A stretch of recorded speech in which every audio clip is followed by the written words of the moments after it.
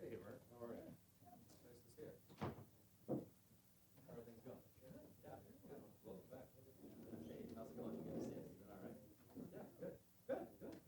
Yeah, you're probably, that seems like probably, oh, good. Yeah, nice to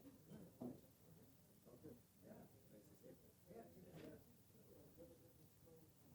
Hi, how's it going? I'm Tim. Nice to see you. How's it going? Yeah, very nice to see you. How's it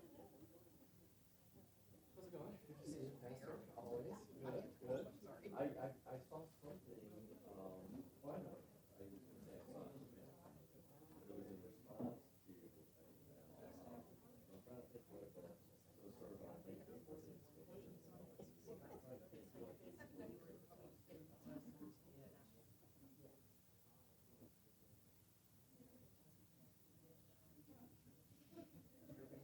Oh, it wasn't that. I think what it was in regard to was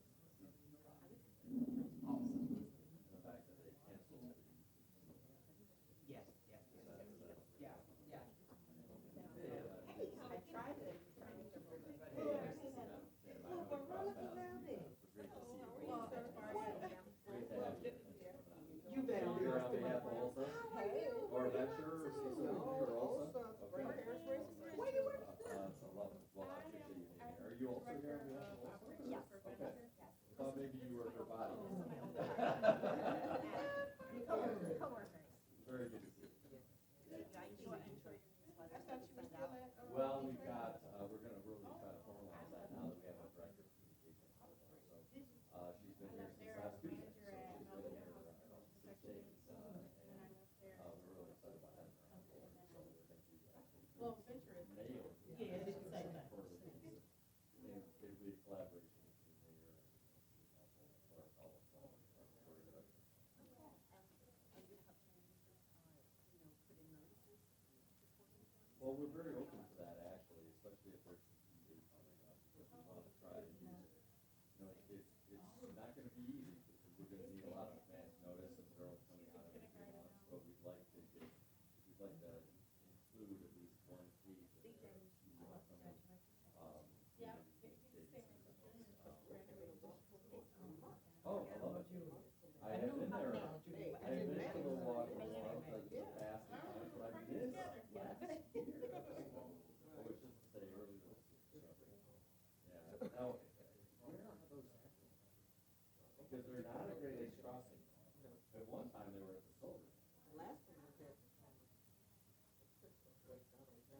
Oh, that's right. Well, that's why I wasn't there. I don't cross, the boundary anyway. Oh. I know Lisa just put it on our calendar for, so I can tell you where it's supposed, I think she has her. No, I don't. It's coming up in enough time for us to get in touch with you guys. Yeah, it's Saturday, May 6th. They They haven't haven't told us. really, well, she didn't exactly quit. She took a much higher paying job. No, elsewhere. So it's too bad.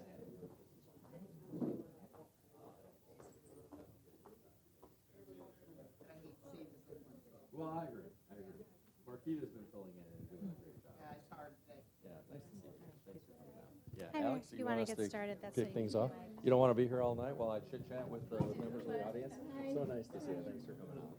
How are you doing? Thanks for being here. Yeah. Hey, Robert, what's going on? Hey, how you doing, Good to see you man? again. Excuse Good my to see you, seat. Thomas. Oh, how you doing, Yeah, man? good, good. I don't know. I think. Well, we've got a full cast here. This is exciting. I'll kick it off and allow each of you to introduce yourselves, and that way you can add some flavor to what you say. Hey, Sonia, have a seat. We're about to kick things off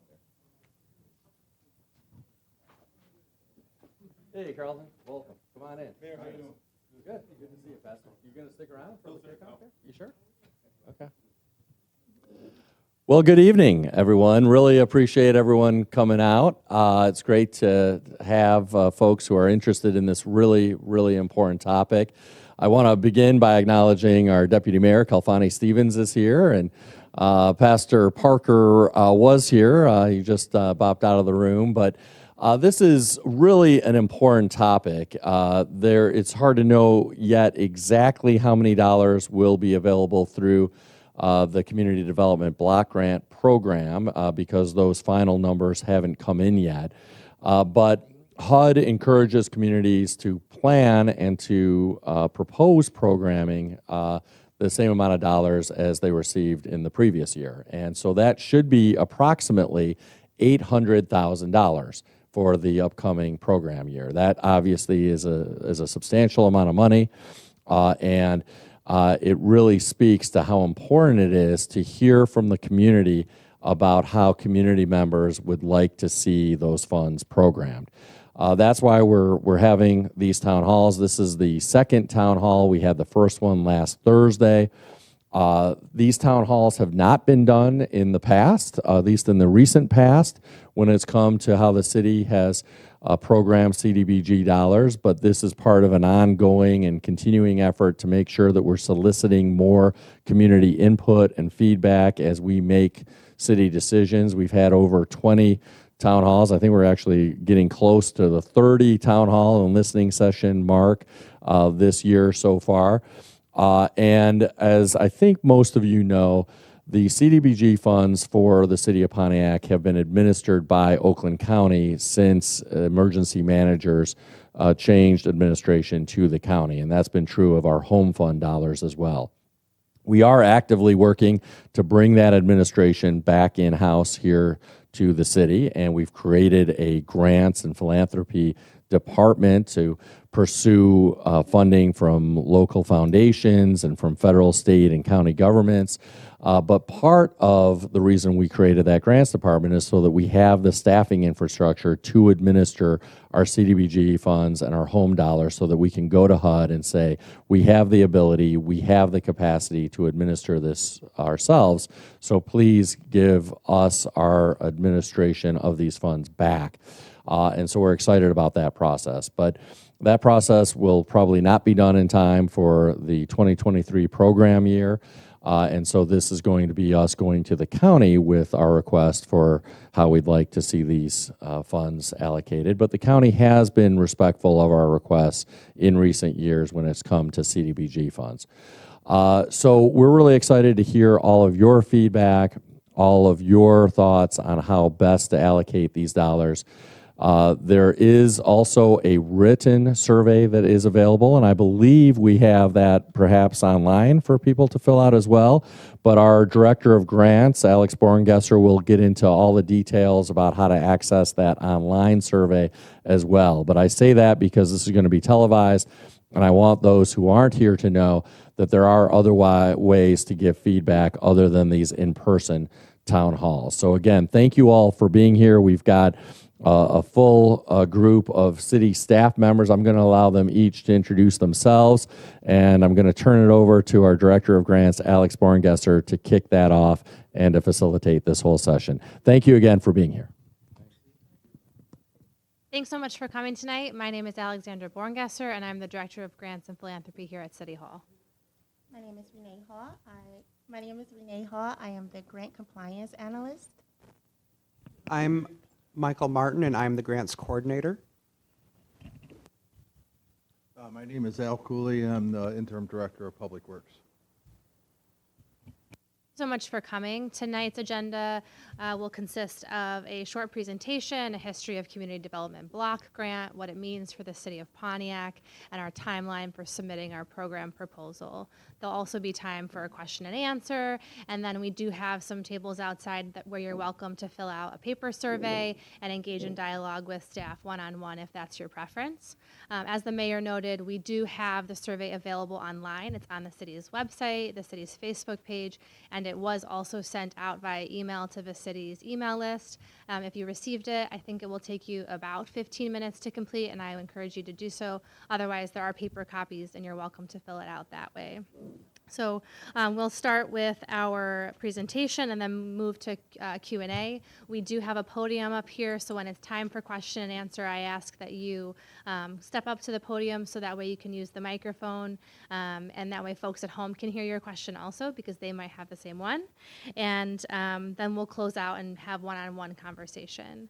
So the objective of this town hall is to gather community feedback for Community Development Block Grant. As the mayor mentioned, this is the first time in a long time that we're doing this, but these dollars are allocated and awarded to the city and to the residents, and so we feel strongly that your voice should be a part of our programming for good and important reasons. So I'd like to hand it over to my colleague Renee, who can outline what exactly Community Development Block Grant is. Thank you. Again, welcome. CDBG is a community development block grant that is a U.S. Department of Housing and Urban Development, which is HUD, program that provides funds annually to entitlement jurisdictions. CDBG funds housing, public facility, public service activities that benefit low-income households and persons with special needs. Oakland County receives CDBG funds as an urban county.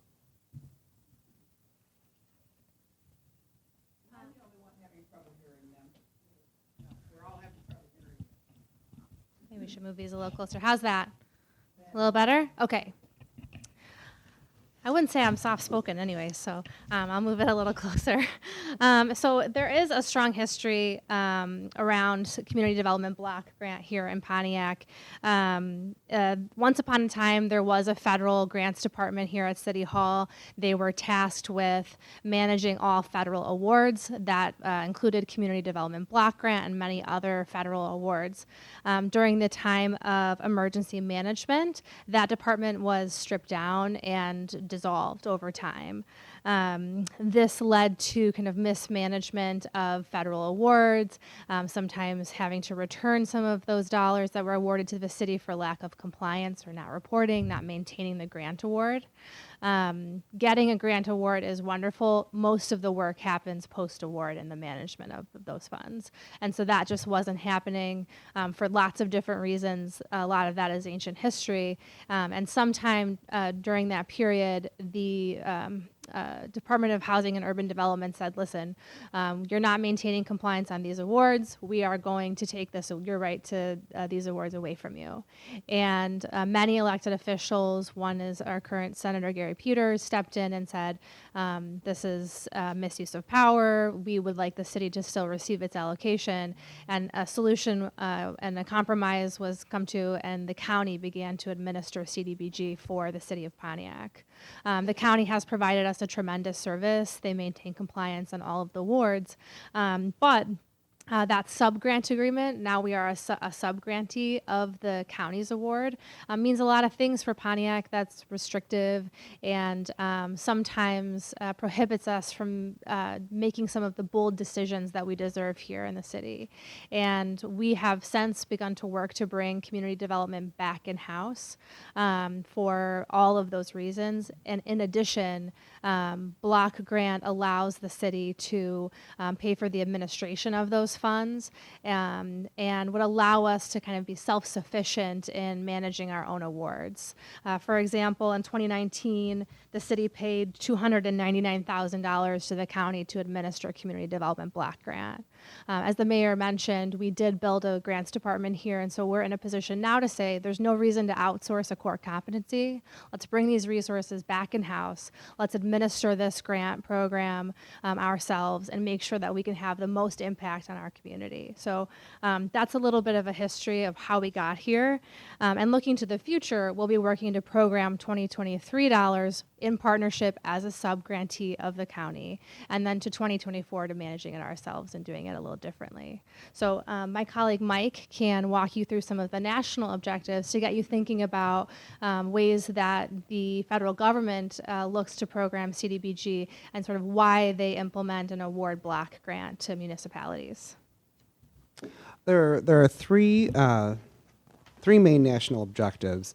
The first is that they primarily benefit low-income persons or households, and this is the most commonly used qualifier. Documentation of the benefit to low-income level persons is required of every project funded under this objective. The second is to aid in the elimination of slum or blight conditions. HUD has strict guidelines to define conditions under slum and blight spot or area basis. A project must comply with the state definition of blight to meet this national objective. The third is that it must meet an urgent community need. Generally, this objective is used in the case of recent serious natural disasters like an earthquake or flooding, and is used only when other funds are not available. Mike. I'm going to start with ineligible projects, things that we should avoid. There are permissible uses for different types of grant awards. And for Community Development Block Grant, we're not able to utilize those funds for the purchase of equipment, for example, construction equipment. We're not able to utilize it for new housing construction. These are things like single-family homes, things of that nature. And this is new construction specifically. Operating and maintenance expenses or income payments to residents. So for example, we couldn't cut Community Development Block Grant up into 61,000 checks and hand them out to Pontiac residents. That wouldn't be permissible. We would have to return the funds. And here you have a few of the eligible projects. The list is very long, and I'd be happy to share a full list with everyone via email. But just to get our brains in motion, thinking creatively about some of the ways we could utilize it, these are a few. So acquisition and disposition, meaning clearance and demolition. As you might remember, we had a large demo program here, and it's still running using block grant funds. Cleanup of contaminated sites. Public facilities and improvements, meaning improvements to perhaps a community center, improvements to our senior centers, which you'll notice we've done in the past. We currently have a project that is being worked on for improvements to both of our senior centers. Street improvements, transportation services, senior services, meaning perhaps errands or chores done for seniors that wouldn't otherwise be able to do it themselves. Housing, specifically code enforcement, rehab of certain properties, and then economic development, business startup and job creation, job training, career readiness, those types of programs. Now, again, this list is very long, but these are a few ideas to get us thinking about how we might utilize the city's CDBG funds. And our community development director was going to be here, and she was going to talk about some of these items, but she unfortunately couldn't make it. So she did want me to share with you these items. These are the types of things that the community development department here at City Hall is thinking about.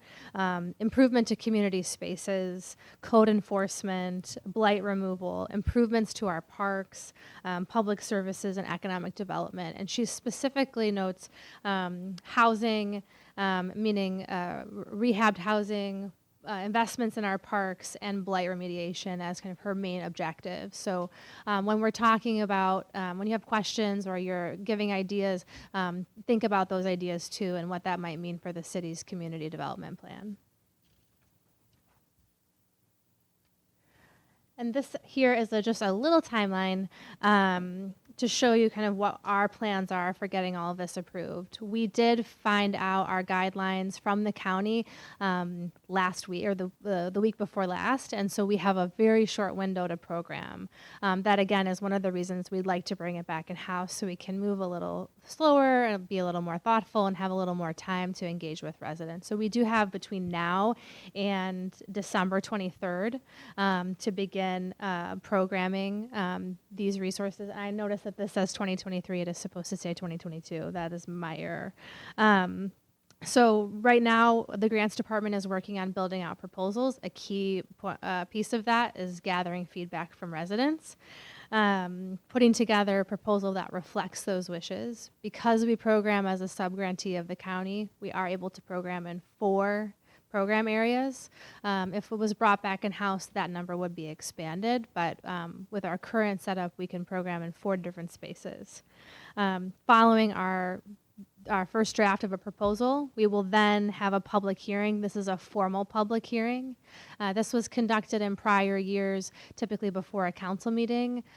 We'd like to give a little more leeway than was previously offered, so we'll be scheduling that in the next few days. And we'll announce that to the public. This requires a formal city council resolution. The city council does need to provide a resolution so that we can submit this as a subgrantee. And then the application, once it's all polished and shiny, accompanied with a resolution, we will submit the application for each of the program areas to the county.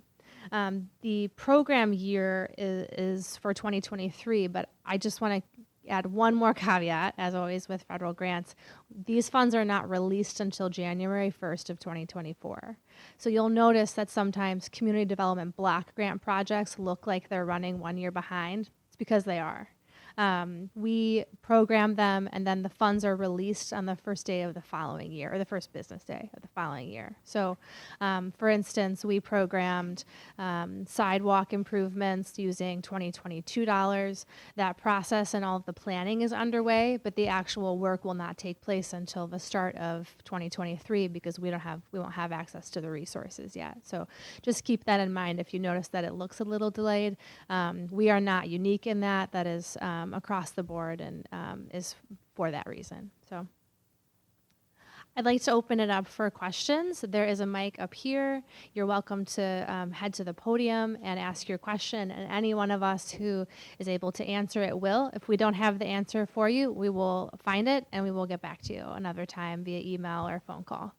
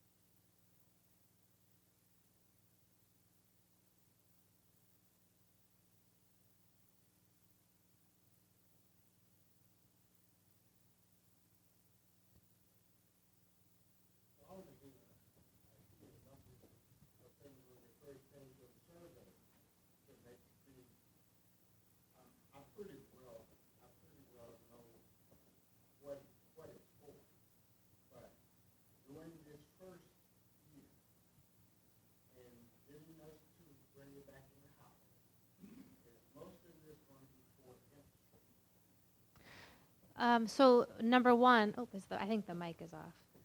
Sorry, Phil. So number one, I totally agree with you. We can absolutely put together kind of a community development block grant 101 and certainly have it available translated as well. I think that would be the best thing to do, and perhaps disseminate all that information through the CDCs and elsewhere. So that's a great idea, and we'd be happy to put something together. Number two, we won't know how all of this is going to be programmed until we get direction from the community. So it doesn't necessarily have to go all towards infrastructure if that's the desire of the community based on the feedback we get from surveys and the direction we get back from community stakeholders. That's really up to the residents to decide. We haven't gotten all of our surveys back yet. We haven't reviewed them yet. So it seems like the first meeting we had was really geared towards, as you mentioned, questions about block grant and a lot of interest in housing. But beyond that, I have not reviewed all of the surveys, kind of on purpose. I don't want to lead the conversation. Well, and too, as I look further, I see the education assistance program and stuff like that. That's on the next page, and it's in blue.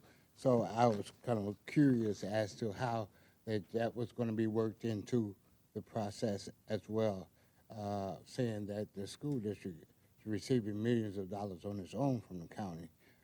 Why would that be tapped into, or how would it be worked in? So the block grant fund. You're right. The school district is separate of the city proper, and so the city has to program CDBG on its core function and services provided by the municipality. So it doesn't include necessarily providing resources directly to the school district, but educational services could mean educational tutoring in our youth recreation centers, or STEM and STEAM programs for Pontiac youth in a youth rec program. It could mean any sort of secondary education or literacy programs for adults, computer literacy at our senior centers, things of that nature. So we can be creative when we talk about those topics, and it can look a lot of different ways when we're done. My last question, and I won't sit down. When I'm like I say, I know that y'all working now under a low budget, and I know that we have to pay the county. So working up toward the time that we go to full range community housing and urban housing, and the needs for that. I wonder how the money is going to be split up, because there's a number of areas that you're going to be placing funds in for various things. So I want to know how how you're going to split that, divvy that money up. Infrastructure, housing, and so on. So how will that be split? Because like I said, like the mayor said, after we bring it in-house, the volume goes up. Correct. But right now, we're set at a certain financial.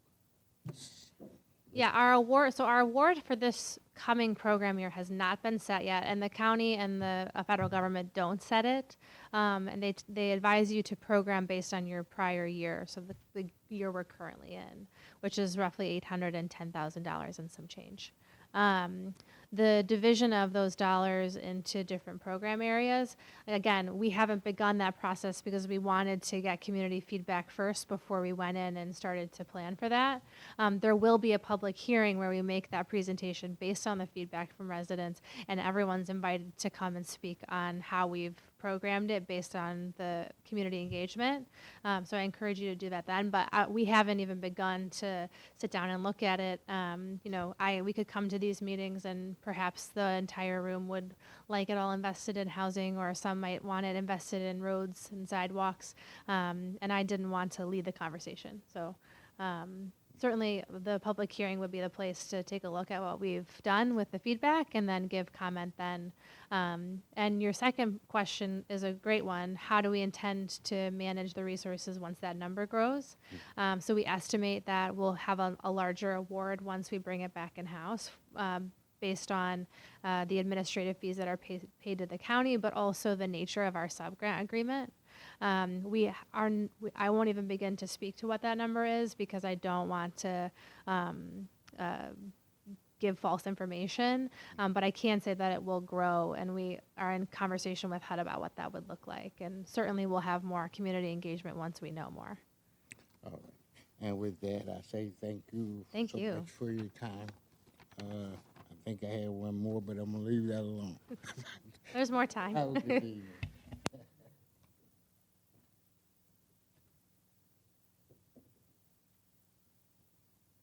Hello, my name is Billy Swayzer. I live at 1619 Marchbanks in Pontiac. And what I'm interested in is the housing repairs for the low-income household and people with special needs. And how do you get this approved? For years, the county had our money, and nobody can get any housing approved through the county. Is there a dollar amount that you cannot go over, that your income level cannot be in excess of, so that you cannot get anything? Well, do you have to have your house inspected before you ask for these repairs? Because I know a lady that needs like a new roof, and she needed a new roof and some other items in the house to bring her house up to code, but she went to the county and the answer was no. But they didn't explain why the answer was no, it was just no. So do you not only if they bring the ideas to you, what kind of information do you need, and what kind of inspections do you need, so that she or he, because my brother also needs some repairs. How can they get this? How can they apply, and then what income level must they have, so that they can get this approved, and what kind of information will you need in order to get this done? And so the county does also manage the home program, which is the repair program that you're talking about. When this was managed in-house at City Hall, it was a grant program. And so it paid directly for home improvements for Pontiac residents in need. When it transitioned to the county, I believe it was a grant program for a while, and then eventually it turned to a loan program, a loan program. And I've gotten a lot of feedback from residents that the loan program is not what they're looking for, that it's hard to access, it's hard to navigate.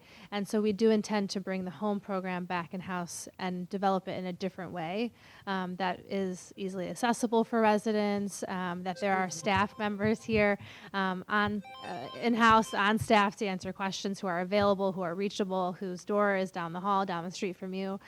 So I get that feedback a lot. I don't know a specific person to give you the email of right now, but I can reach out to the county and make sure that they can flag the two cases that you've mentioned.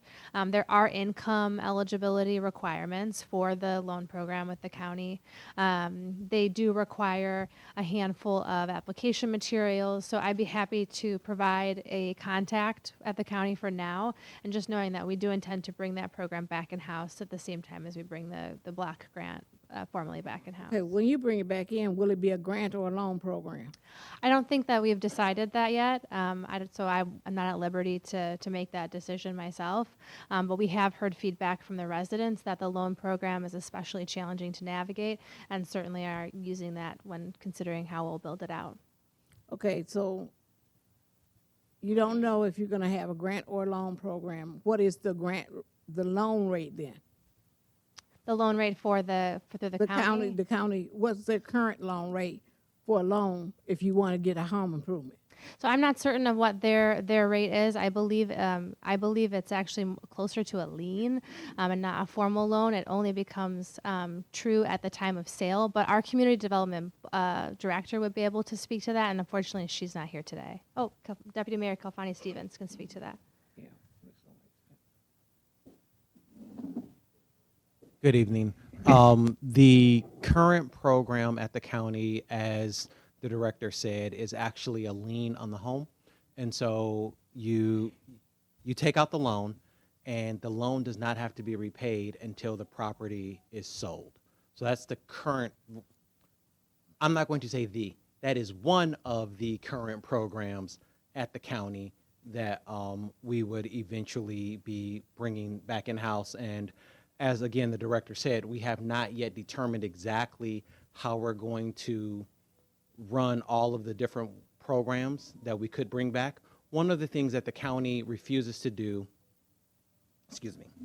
one of the things that the county refuses to do because it's just outside of their comfort level is when you have community development block grants, you're actually allowed to do a loan program where you borrow from the federal government more than your annual CDBG allocation, and then you can take that money and you can do all kinds of loans at interest rates that are good for your community. And that when I say interest rates that are good for your community, you're asking the question, what would the interest rates be? The interest rates would be allowed to be set by this group here, right? Well, ultimately by city council, but they would make a recommendation. The county will not use that program, because the way that program works is if the borrower defaults on the loan, Yes. the federal government then says next year we're not going to give you CDBG money because we're going to pay ourselves back the money that you defaulted on. But that is a great way, and there are all kinds of businesses and houses across America that have been built using that program. But again, the county is the actual recipient of the funds, and they won't use that program. So that would be an example of the type of thing that we could do once we brought these funds back in-house. But to circle back around to your original question, One of the programs at the county right now does not have an actual interest rate. It is just a lien on the property that needs to be repaid at the time that the property is sold. Okay, so who at the county can tell you the information so that you could do that now? I have two people who needs improvements on their homes, and one of them went through the process. Her daughter is a county employee, and she thought she could get the loan, and then it was no, you can't get it. And so the other person is, of course, my brother, and he has not tried anything. He's like, okay, So- we got to do this. And No, I great. just want to know in the future so I can tell her what she can get, if she should go ahead and try this again, and then of course to tell him. So she should definitely try again. I do know the name of the director at the county. I'm not sure if that's actually the right person to start with, as order to make these applications. Our director may know the best person to send you to. But I will say that, again, you heard the director say that the loans at the county, well, not just loans at the county, all of the CDBG programs they have eligibility requirements. And so if a person was turned down, the first question is to ask, were they outside of the CDBG eligibility requirements, right? So were they outside of the income guidelines? Were they outside of the census tract guidelines? Why were they turned down? But again, we'll be happy to redirect you to a person at the county who could actually answer those questions, because obviously we didn't take those applications. Okay, one of the other things I wanted to know is if you have to be super poor in order to qualify for a loan. I mean, because some of our residents are financially challenged and some are not. And if you're financially challenged, and how financially challenged must you be in order to get a loan or a grant? There are federal income limits that are set, and I was just pulling them up now because I don't have them memorized. But it depends on the number of individuals in your household. They're all one. And so, these are all different based on different variants or demographics of your household. So I'd be happy to put this into that informational packet that we talked about a second ago, and perhaps have the county come out and talk about their home program specifically. What I can do is give you a phone number. This is the phone number of the Neighborhood and Housing Development Department at the county that oversees the home program. If you want, I can give it to you now. I'd be Go happy ahead. to give 248-858-0493. And again, that's 248-858-0493. Additionally, they can be emailed at nhd@oakgov.com. And perhaps this would be a good opportunity to encourage them to come out and have a town hall specifically on the home program. Okay, thank you. Thank you.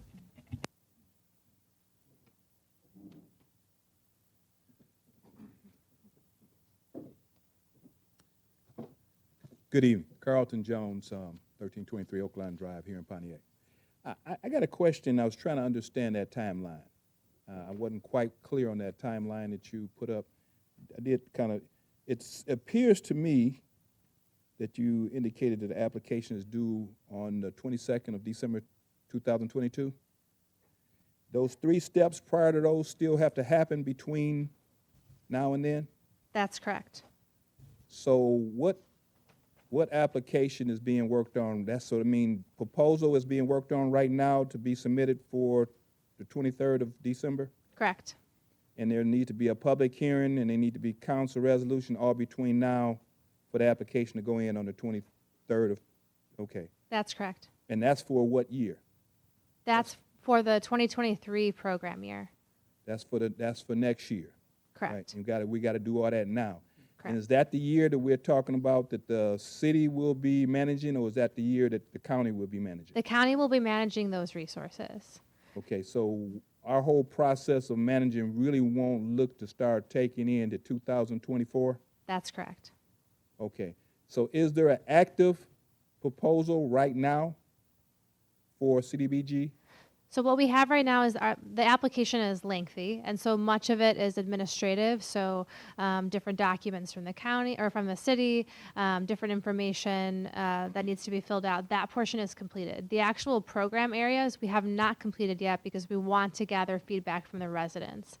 Mind you, the guidelines for the sub-grant agreement were just set 2 weeks ago. So we have between that last week and the 23rd to be able to program these resources and have an application submitted. And this has been the case since, I think, 2012. So it's a very short window. That will change when we bring the administration of these resources back in-house. So next year, you'll see that if we're planning for 2024 resources, we'll start the planning process much sooner. We won't be in this tight window as a sub-grantee of the county's award. So that laundry list of things you're saying that could possibly, those are some of the same things you're looking at right now to go into the proposal? Correct. And we're looking for feedback from residents. So we'd love to hear about ways you might like to see them program, which can better inform an application on our behalf. Okay. Well, and so we're looking to have some more public hearings in the next 40 days to get all this information in so we can submit it in by the 23rd. That's correct. Okay. I want to say just the whole idea of training, I think, is a major component for us to really have a real move in our city for longevity, to move people up the ladder. So anything we can do in that area of economic development for training and supporting that, I think that's a great piece for us to really look hard at. Thank you.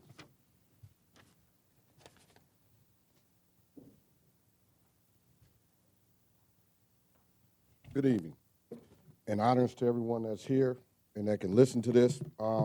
Few questions. Like I said, you kind of gave the clarification of the timeline of the application.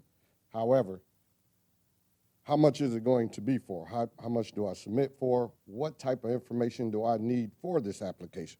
That's one of my questions. The second would be regarding around small businesses being established in downtown or anywhere in Pontiac.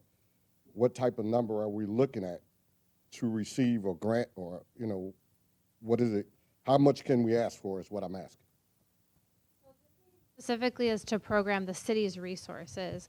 This is not an application window for vendors or contractors or service providers to submit them to the city at this time. So we're looking to program these resources and outline some objectives and create program areas, and then we'll facilitate engaging in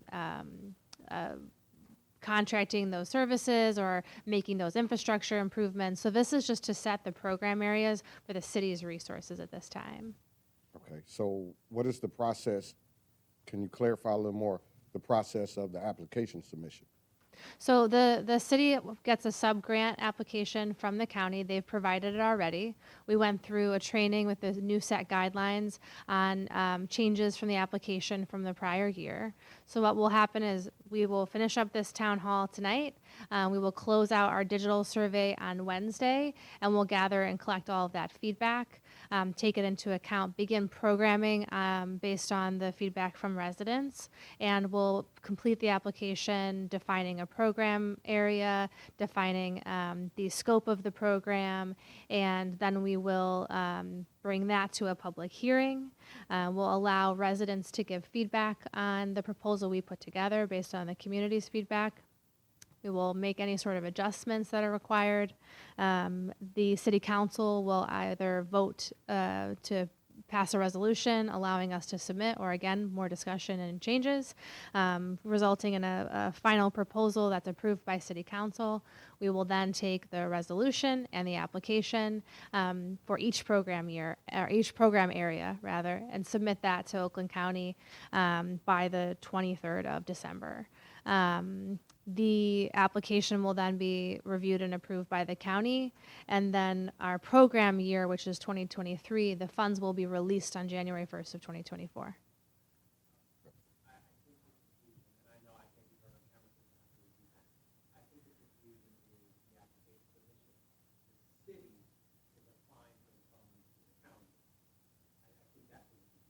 Correct. So the deputy mayor just said that he wanted to clarify that this is the city applying to the county for our resources, and that's correct. So this is not residents applying to the city for resources. It's the city submitting an application to the county for that subgrant. So we'll be applying to them as a subgrantee for the programming of our resources, and then we'll implement those programs here in the city. That's what I wanted. Sorry. Thank you. It's a much longer-winded answer than you signed up for. Sorry.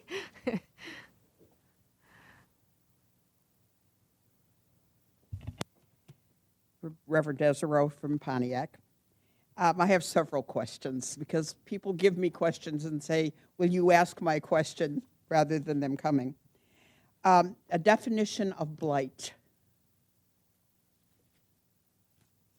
What determines whether something is blight?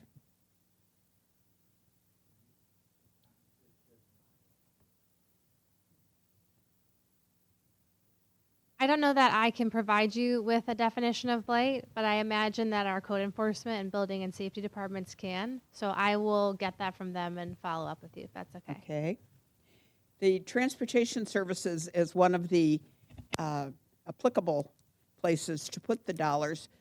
What, if any, impact would CDBG funds have if tomorrow's election turns the MDOT transportation issue away from us rather than for us? Excellent question. I would defer to the deputy mayor on that. And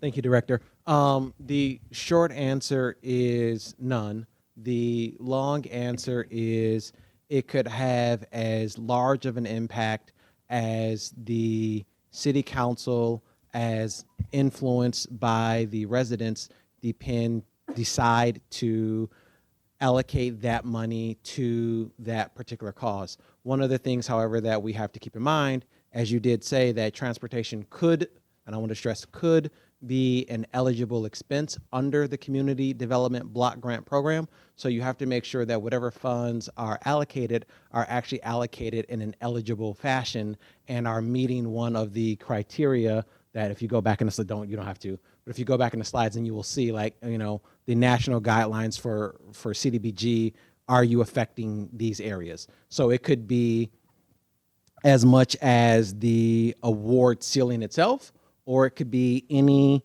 increment in between there that city council decides to assign the funds to. I think what the people that have asked me about this are concerned about is if Flex goes away, will they still have a way to go to their doctors? Or, you know, these are not indigent, but on the poorer end of things.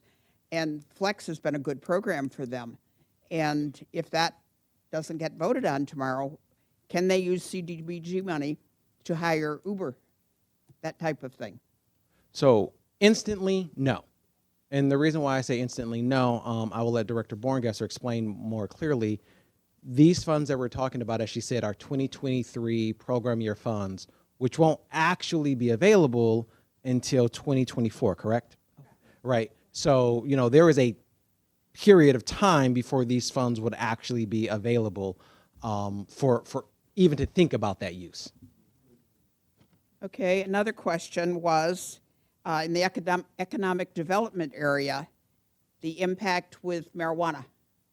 Can these funds be spent for building a dispensary or to help in an area of a growth field? Or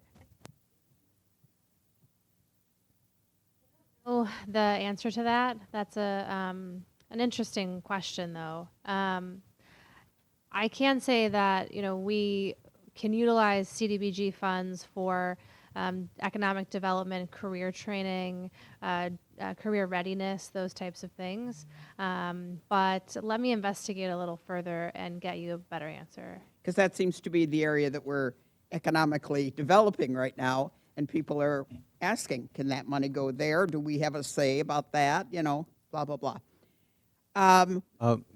Before you go on, I do just want to redirect again. any funds in the Community Development Block Grant Program have to address one of the national objectives. So you can't just say, hey, here is a great business or a great idea, and our community really likes this idea. You have to tie it back to actually addressing one of the national objectives. One of the objectives was housing for the homeless. As someone who helped run a program for the homeless here for a long time,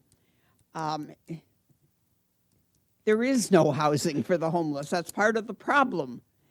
And all these empty buildings that we can't seem to get monies to help to develop a place to put them. I mean, the shelters are full. And how do we tap into CDBG money? We were just named the city with the worst homeless problem in America per capita.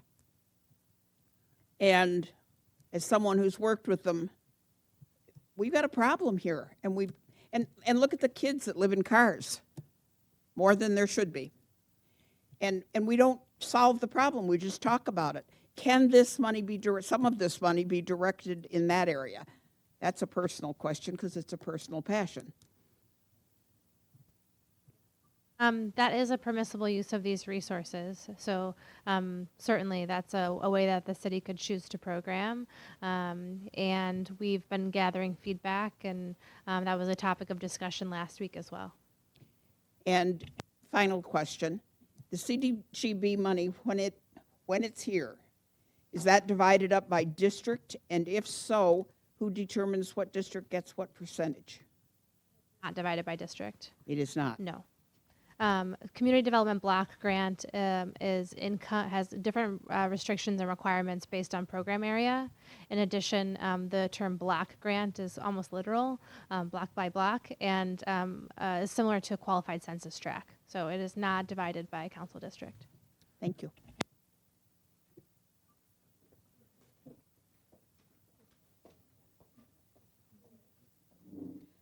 Hi there.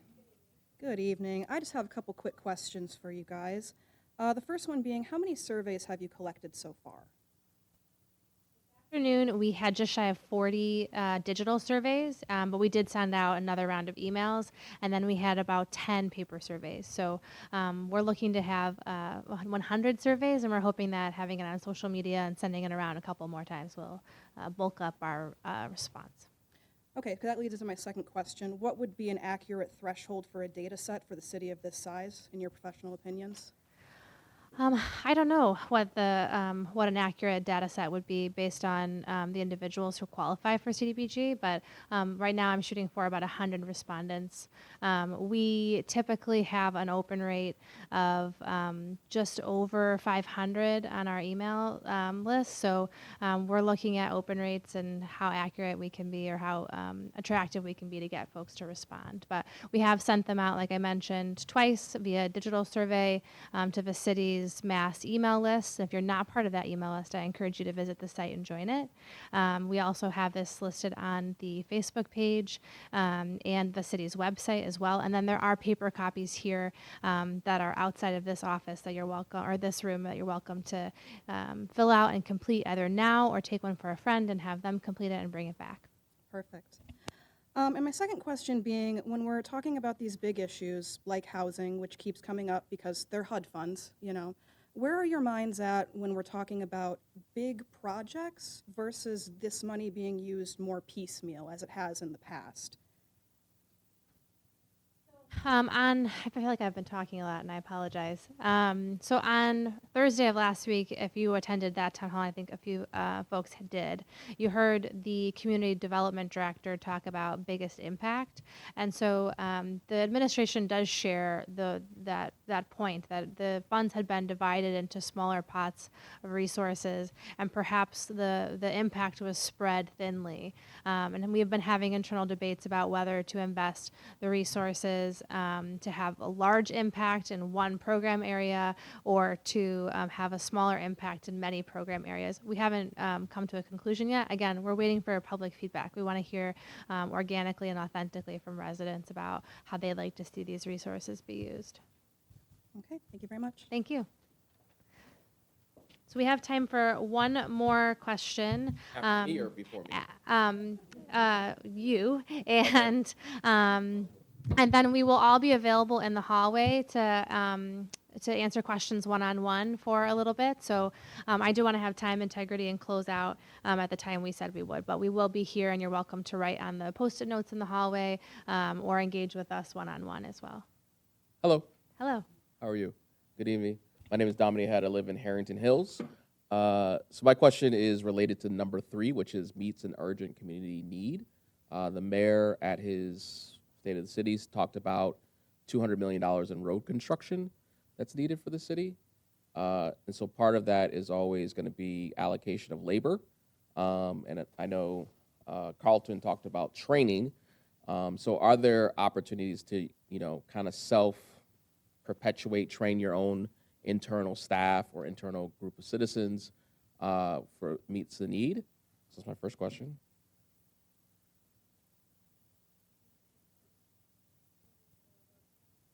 So currently, all the road projects are done by outside contractors. We, since emergency management, we don't have the equipment any longer to do any type of road repairs in-house.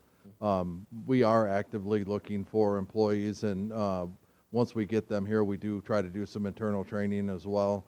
But currently, all of our road projects, our major road projects, are contracted out to contractors. Okay. So would that be a qualified use or not qualified use of funds?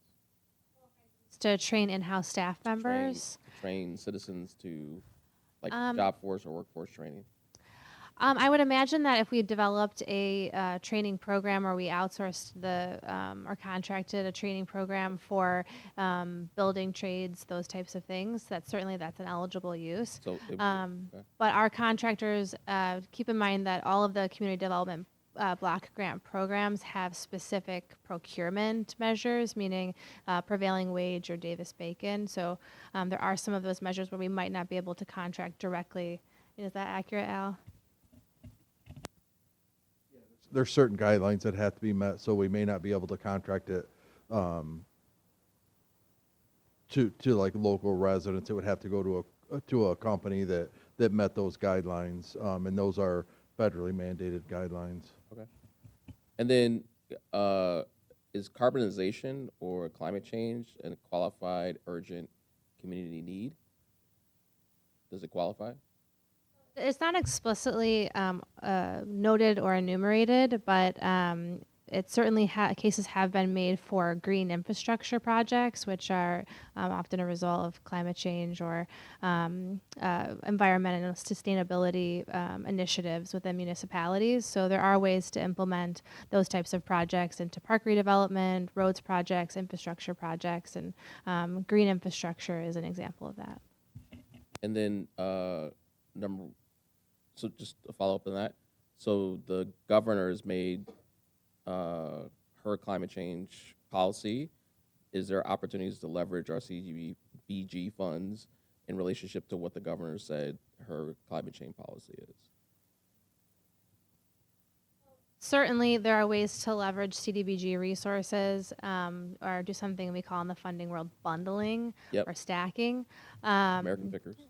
Right, yeah, certainly. So there are ways to do that, and we do it now. For example, our senior center improvements are being bundled. We have private foundation support that we're bundling with block grant resources to have a bigger amount so we can spend on those improvements.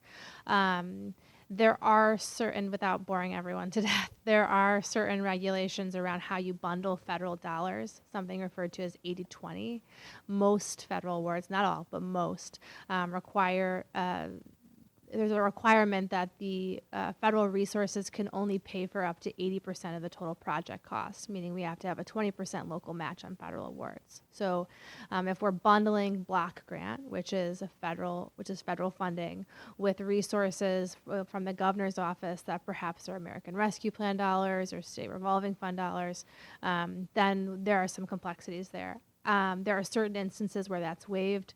So it would be a case-by-case basis, which is not a precise answer, but we are always thinking about bundling. How can we turn $10 into 100? How can we turn 100 into 1,000? How do we utilize our resources that we have to leverage and fulfill matching requirements for other grant dollars? We're doing it across the board all the time. So if and when that becomes an option, it's certainly something we'll think about. Yeah. For now, the easiest way to do that with block grant is to utilize private foundation support and bundle that way. And then going back to the question about housing and housing infrastructure, given the changes in automobiles, and we're going to go to EV, is there opportunities to use any of the community block grant dollars to prepare neighborhoods for EV transportation?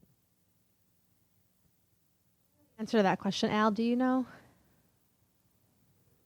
I didn't see any enumerated examples of that, but I can look through it and get back to you. All right, sounds good. Thanks. I have one clarity question, just quick clarity. You mind? Yeah, just for quick clarity. We're putting in this application as a sub to the county. Does the county already have these funds, or do they have to get them approved too? My understanding that the process, we submit our proposal to them, and then they also have to get them approved. We're not the only municipality that they have a sub-grant agreement with, and so they take all of them and submit them in concert. And then they issue sub-grant agreements to each of the municipalities. So we get it in by December, don't get issued to the next January or the next following year, but then they have to get it approved to get it from HUD, or is it already approved from HUD now? So they'll be going through that process of getting it approved after we submit ours in December to them. So we're making an application to them, and then they're taking all of the municipalities and submitting those together, and they're going through their own internal approval process. I believe it also goes before their board of commissioners, Oakland County commissioners, and they go through their own approval process the same way we do with our city council. But it's city by city, municipality by municipality. It's not all together. The county does it. They do it for each city. Correct. They're right. Yes. Okay, so we still have to see if they get approved by HUD even after we submit it. There's not a guarantee that all of it's going to be submitted in is going to be approved. Correct. To my knowledge, though, because this is another question from last week, we have never been asked or turned down from the programming we've submitted. So, Thank you. go ahead.